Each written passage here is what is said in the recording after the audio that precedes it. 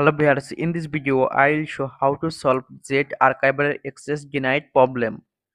Let's see how to solve this problem. Following all steps, do not skip. Tap on Hold Z archiver. Click on App Info or I button.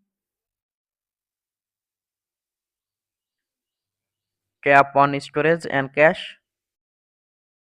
Tap on Clear Storage and tap on Delete. Go to Phone Setting. Scroll down. Click on App Management.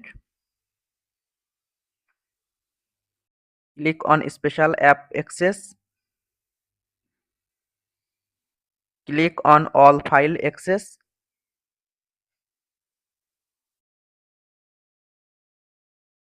Click on Z archiver. Turn on permission and go back and now open on Z archiver.